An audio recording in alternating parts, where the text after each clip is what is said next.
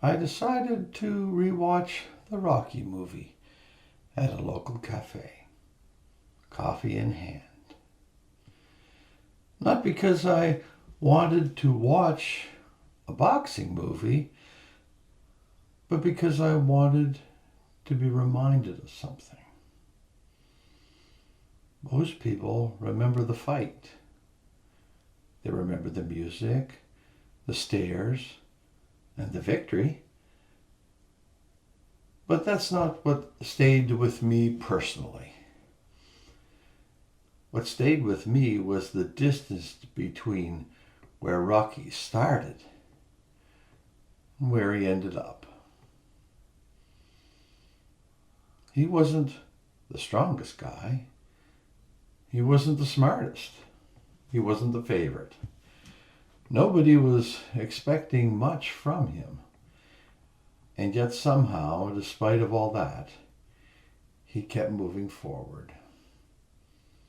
He kept showing up again and again and again. Watching it again, I realized that this is what I admire the most about the story. Not the fight itself, but the persistence. The funny thing is that real life doesn't come with a training montage. There's no inspiring music playing in the background, no cheering crowd, no dramatic camera angles.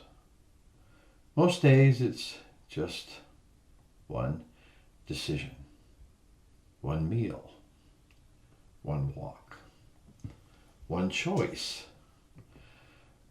one more day. The things that change our lives are usually much smaller and quieter than the movies make them seem. Rocky wasn't standing at the top of the stairs while he was still at the bottom.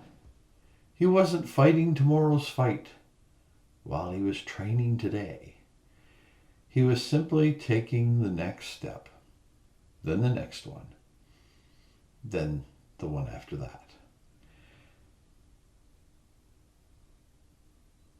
Maybe that's what becoming really is.